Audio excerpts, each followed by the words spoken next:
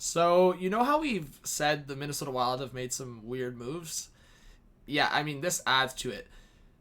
The Buffalo Sabres trade Marcus Johansson forward to the Minnesota Wild in exchange for Eric Staal. Obviously, we know Eric Staal is not what he used to be, but he's actually got a good couple years with the Minnesota Wild. And for me, it's weird. I mean, I think the Buffalo Sabres have been trying to get the number two behind Jack Eichel, and while they might still look for other options, they just got the guy. They just got the guy, Eric Staal, $3.25 million cap hit for just this year. Both these players are an expiring deal, $4.5 million for Marcus Johansson. So not only does Buffalo actually save some money here, in terms of cap, they save some cap. They get, in my opinion, a better player for next year, a more complete player for next year, and the number two behind Jack Eichel potentially. I mean, Eric Staal could probably play the second line center, third line center. He put up 47 points last year in a season that got cut short. Over 50 points the previous season.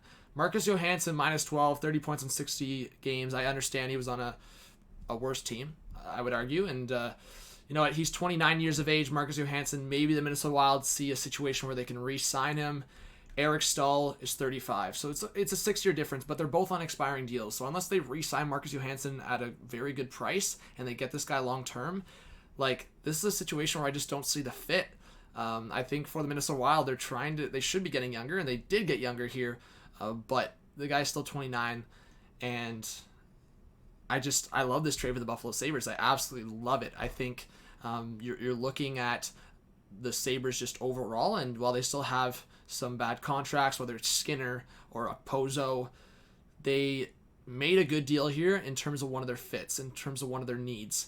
And while they're still probably going to move a defenseman or two, they still are looking for that starting goaltender potentially to fit with Allmark. I think that should be the plan at least.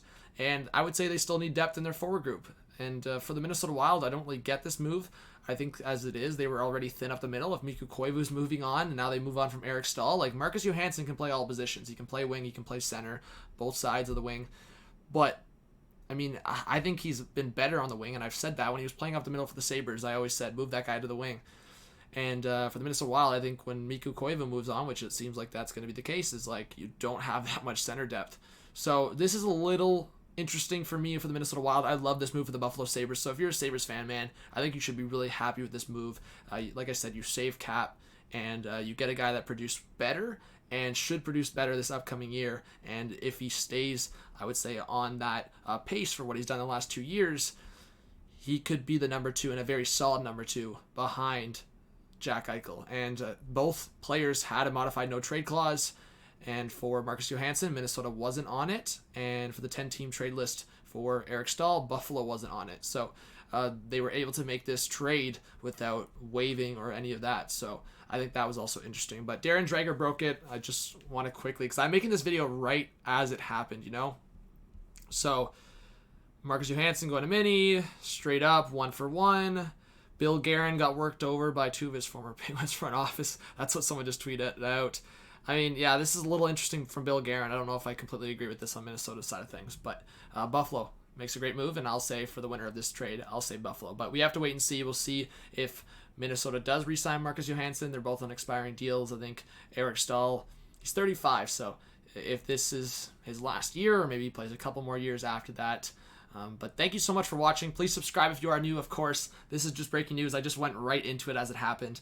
Please smash the like button, show your support, and leave your thoughts in the comment section below. This was John from Monte Hockey. Have a good one. Peace out.